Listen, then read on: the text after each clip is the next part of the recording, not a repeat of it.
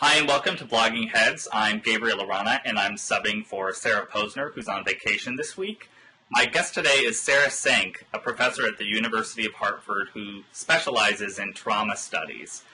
And our first topic today is going to be the shooting in Colorado, which has dominated the media over the past few days. Right after the shooting, President Obama said that it was not a time for politics. So I'd like to start out with that thought. Sarah, do you think now is not a time for politics, and what in the world does it mean that we're going to take a break from politics? Well, I mean, it's a very interesting question because, first of all, I don't think these events can be separated from politics in any particular way. I mean, first of all, we experience these events, as part of a broader system that sort of brings up all of these issues in terms of Second Amendment rights, and so the idea that we can separate from that seems a little naive. And I think the very statement that we should experience this outside of politics is a strangely political statement too. Absolutely. I mean, saying now is not the time for politics is a political move, and the fact of the matter is that President Obama has aides who wrote his speech about the Colorado shootings. Romney and his campaign had a powwow. I don't know this from personal, I have no personal knowledge of this, but I think it's only reasonable to assume that the Romney campaign gathered together and decided how to respond to this appropriately. So it has all of the marks of, politics. Well, when you use the word appropriately there, I think that's a very interesting word choice, because in some ways this sort of smacks me of a kind of race to who can grieve the best. And I mean, that seems like an awfully cynical thing to say, but one of the things that struck me about the coverage of this is that it seems much more cynical, much more removed, much more cold in some ways than the other mass shootings that we've seen. This isn't an exactly reputable news source, but I think The Onion sort of had a spot-on article about how the nation knows exactly how this is going to play out. And so one way that I think this event has differed from others is that it sort of skipped the commentary about the event and what we in literary studies would call the meta-commentary, the commentary about the commentary. So how this event is, shouldn't be politicized right away. It kind of skipped the conversation about what those politics even are and went straight to this vague discussion about politicization. What are the appropriate parameters for the debate we're about to have?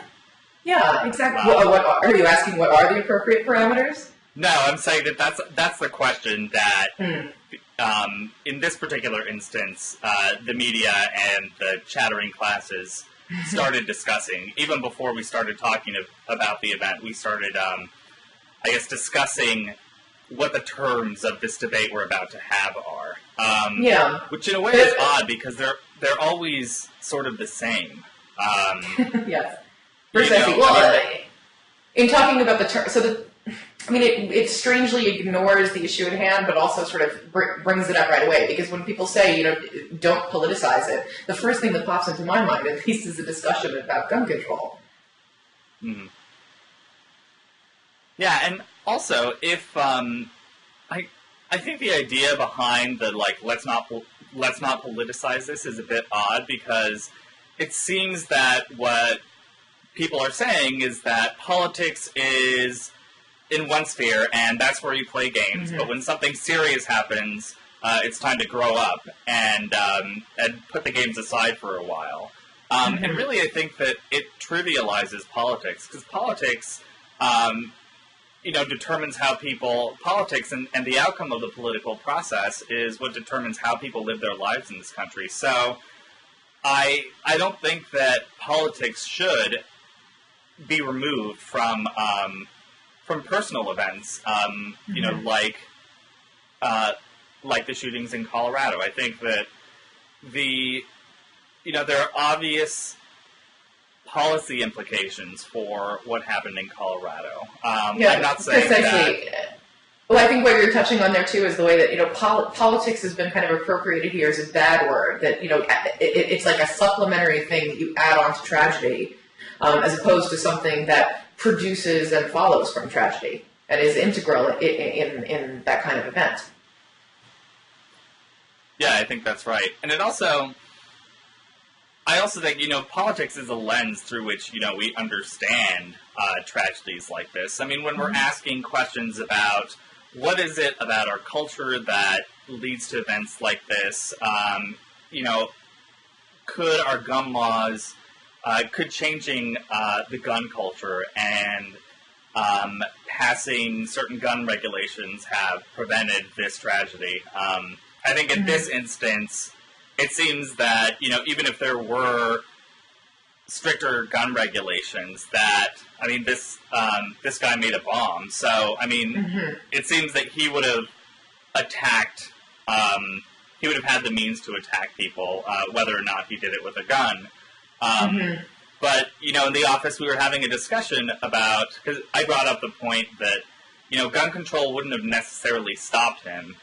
And then somebody said, and I think they're right, that no, but it might have stopped him from having a semi-automatic weapon that allowed him to, to shoot many more people. And in fact, one of the reasons that he wasn't able to shoot more people is, I think I read in one of the news articles that one of his semi-automatic guns that it jammed, and so, even that shows that.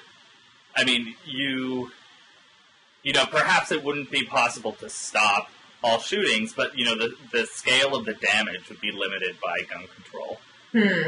Well, the scale of the damage is a interesting concept here because, the term that's been thrown around in the articles I've been reading, at least, is national collective trauma. The incidents like this are theorized as being some kind of damage to the collective psyche of Americans. And I have a couple of points to make on this. One is that it's a complex term that I think sort of too easily gets thrown around. First of all, to think trauma has in its beginnings was theorized, in terms of individuals, how individuals deal with events that are damaging to the psyche. And so to theorize it, to bring that to a mass context is already kind of problematic. In terms of thinking about how different people react to events, how different people or how strongly they react to certain events, how strongly those events are felt. But of course, I can't help but thinking about the aftermath of 9/11 here, because the term also national collective trauma was thrown around a lot after that event. And I keep thinking, and I've been discussing with friends, there's so many incidents like this over the years, school shootings and ostensibly safe spaces. And even Christopher Nolan, I read a comment that he made about, that this was such a sort of almost sacrilegious assault on a space of sort of pure enjoyment. The movie theater, that is, not the school. That I wonder if these spaces are also sort of like the site of 9/11, theorized as some kind of, sacred space. What has to happen to make a debate about gun control come out of this? Because, you'll recall after 9/11, people were sort of, there was a lot of controversy about this, but people were more willing, I would argue, to give away certain civil liberties, or at least didn't have a problem with certain invasions of privacy, as long as they led to the capture of alleged terrorists. And this is, gun control, it's different, because there's a sense that people have, or an argument that some people make, that, well, if we escalate, if a citizen in that theater also was carrying a gun, perhaps they could have stopped this. So what do you think? What needs to happen? Yeah, I think one of the big differences in the way people conceive, first of all, I think that a national tragedy and having the nation mourn and grieve is very different from personal grief. Obviously, neither you nor I were in the theater in Colorado, so we aren't direct victims of this violence. It may cause, generalized fear, but a nation grieving is very different from a person grieving. Well, can a nation grieve? Can a nation grieve? A person, yes, grieves and can grieve and works through loss, but this idea that we feel things. Don't get me wrong. I do, believe there is something like collective trauma, but I think it's something that isn't adequately discussed or theorized in circumstances like this, because the statement, "Don't politicize this event," is sort of something that you would say, at a funeral next to a member of the immediate family. What that essentially is saying, paraphrase of that is, don't make this focus on something other than the loss of this person, other than the loss of this person's beloved. So it's up there. Yeah, well, and I feel that whenever something like this happens that is said to affect the national psyche, you have the personification of the nation. And the big difference, I'd say, between this and 9/11 is that, this seems like more, this has occasioned more introspective, more introspective questioning than September 11th, whereas that was seen as an outside threat. This is seen as, a product of America, of our culture. It's when you said introspective, actually, I thought you were referring to the way that criticism, I mentioned before, that it sort of went right away to how are we going to theorize, or, how are we going to think about and discuss this event in terms of politics. And of course, that happened after 9/11 too, but in a different way. I think that's, things were mobilized right away, whereas that we're not seeing that happen in events like these. And you mentioned earlier, just made me think about the spectacle of it. I wonder if there's something, there's the attacks on September 11th were so, lots of people have talked about this, how intensely visual they were. They were, repeated everywhere, looped for hours and hours for months. And there was something that was, almost like a movie, almost like a thrilling movie about this, the horror of it, that was so intensely visible against the sky. And that's this sort of phrase that you've heard a lot about, against the bright blue sky, these towers and these flames. With the shooting in the theater, there's something about, the only visual element we have of that is of afterwards triage nurses and police, and there isn't, it sort of lacks the shock. That horrifying shock that I think mobilizes people in a different way. So I'm not sure if it's a question of the scale, but I think there is something to the idea of the spectacle of it that we're denied in these cases that maybe produces a different response in people. Yeah. All right, so now let us transition to a topic that you, Sarah, have more experience with than I do. So technology in the classroom. There's a lot of hype over technology in the classroom. I don't remember who it was, but some university gave, I guess, all of the incoming freshmen an iPad. So I'd like to get your perspective on the use of, I guess, technology in the classroom. Well, this is funny. I was actually just recently talking to somebody, a high school educator, about this. That it's the goal, and he teaches in a small private school in New Jersey. The goal is to have every student have either a netbook or an iPad or some kind of technological device. And the thing I asked him was, well, what kinds of things are you doing on these? Having been a TA, I do not want my students to have any of those things, because they'll just be texting each other and surfing the web and doing the same sort of things that I used to do when I had a smartphone in college. Yeah. Oh, so you weren't the ideal student then. No. I think that, there's a rumor about English professors that were sort of, anti-technological Luddites who like breaking iPads and scorning anybody who says, don't have a stack of books behind you in your home office. But I'm a big fan of technology in the classroom. I use it. I use a smart podium. I use Google Maps to sort of trace pathways of characters. But part of this, I think, is a little bit gimmicky. If I won't get into too much trouble for saying that. I think what needs to happen with technology in the classroom is, it's not a question of getting everybody an iPad and then saying, let's write a blog post instead of an essay, or let's type this out on my iPad in a kind of gimmicky way. The problem is that, as far as I can see, nothing's really being done now to kind of rethink pedagogy in a radical way. There are ways that I see, things that I read about saying, okay, use a blog platform instead of a traditional, 5-page essay that a student would type out. But that's really problematic if you're not teaching the students the difference between, what a 5-paragraph essay, what its limitations are, what its, the pros of that kind of argument, that kind of short, concise argument can be, and a blog post, which is a totally different monster. Mm-hmm. So how do you think, given the availability of things like iPads, do you think that that's changed pedagogy in any way? And if not, how do you think it could or should? Well,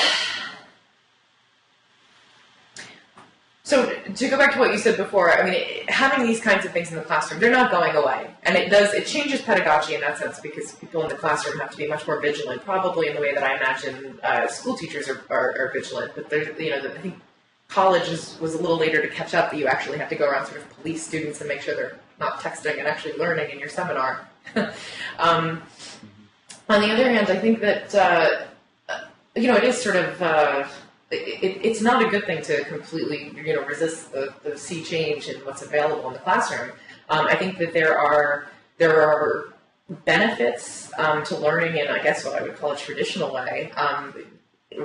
Writing exercises, that even things that you do with a pencil and paper, notes that you take in the margin of a book. But I guess the major issue I have with the sort of the impulse right now that you're falling behind if you're not adopting technology in the classroom is that too many people are able to adopt it in a very superficial way, and to say that, I'm using these devices in the classroom, but not in a way that is maybe using them to the greatest benefit. Experience. Yeah, that enhances learning experience. And learning experience is certainly changing. There's a lot of literature on this about how this sort of rise of technology has led to changing attention spans with students. And then on the other hand, you have a tremendous resource in iTunes U, where there are lectures online, from thousands of universities. Mm-hmm. And so the discussion about it's a little bit muddled, I think. Yeah. Oops, sorry, what were you going to say? I'm going to be sentimental and say that I actually think, I think that technology has its place in the classroom. The example that comes to mind are medical residents who are learning surgery. Mm. I know that there are software packages, that allow them to, practice surgery. But I actually think there's something sacred and that should remain sacred. But about the relationship between a student and a professor, between a student and a teacher, that technology sort of gets in the way of. Mm-hmm. And I read an article about this recently, and it's sad that I can't remember the name because it's wonderful, and I'd like to give credit for it. But it was an article about how that there is teaching involves a lot of improvisation in some ways, and so the idea that you can when you're in a classroom, you can see a student struggle. And I think we're not talking about iPads in the classroom, but talking about the new phenomenon where people can take classes entirely online. And this is something that I'm sure lots of the listeners will read about in terms of these classes that are subscribed. 100,000 people taking a Stanford class. Might have gotten my number wrong there, but it's something shocking. But there are also, universities, great universities are adopting these platforms now. And on one hand, it has a positive side that students who, say, want to work on an internship or go abroad, or alternatively, students who come from very religious families who would have a problem with, co-ed education can now participate in a, college classroom from wherever they are. Students who would be prohibited by financial reasons from moving from home can learn in the comfort of their own home. And this is a fantastic resource, but one of the kind of problems is, can you replicate the classroom environment in something like this right here, right? Talking head addressing other students, and I've heard of technology that lets them have dozens of people. It's not just like Google with where you can chat with a couple of your friends simultaneously. It's the whole seminar can kind of get in the in your computer monitor, but it's certainly a different dynamic is produced. Yeah. So I at the same time that I that I say I appreciate face-to-face learning. My husband completed all of the prerequisites for going to computer science grad school online. And he was obviously able to absorb the material, and, because these courses were offered online, he didn't have to move to, he was taking them from Stanford, so he didn't have to move across the country, and still got the academic preparation he needed. Right. This is at the master's level, though, right? Yes. So I honestly think that there's some use to online learning. And again, maybe I'm just being sentimental, but there's something about being in a classroom with your professor so many feet away from you that, is lived in a more real way than watching it on the screen. It is. It's true. And it's certainly like that where I teach, at my university, the classes are very small. It's a very intimate environment, and I can't imagine replicating that. But, at a lot of universities, you have hundreds of people in a classroom. I imagine it's not that much different listening to the lecture. I think an important point to bring up is that, so when your husband was taking classes at the master's level, this is after he was sort of indoctrinated to what university education is. And I really have a hard time imagining that, a fresh out of college student who has trouble paying attention in the live classroom is capable of, sustaining the attention. And this goes back again to these classes that are taught online. At least the ones I looked at, simply the lectures on iTunes U, which I love. They're in a very traditional format. It's just a lecture capture of the lectures I attended in college and that I had to get used to in person. Learning how to cope with a 75-minute lecture and a 25-minute attention span. And I think that's a learned skill that doesn't get learned when you can pause, and it's an important skill to learn. Mm-hmm. So that means you're not going to be teaching your next class via Twitter. Right. No. Although I am trying to work in some, I don't want to be a dinosaur here, so I'm trying to work in some digital elements to my class. Like that. Oh, really? No, journalists love, trend tech stories like that. Oh my God, so-and-so taught, a class on Twitter. Funnily enough, I taught a novel last semester that was entirely published on Twitter. But one of the fascinating it's called The French Revolution by Massacre. It's a fantastic novel, and because it was a little bit racy, he had some trouble getting a traditional publishing contract. But then after it made the splash on Twitter, he got a traditional one. And I taught it in a unit about technology in the classroom, literature and new technologies. And I thought it was really interesting that part of it was, he was only sort of seriously legitimated when he got a print contract in some way. So there are these ways that I don't know how far you can go with technology in the classroom if you still have the sort of, staunch, embeddedness of the traditional classroom. Yeah. All right. Well, thanks so much for joining me, Sarah. Thanks for having me. We'll see you, we'll see you, the audience, next week. Bye. Thank you.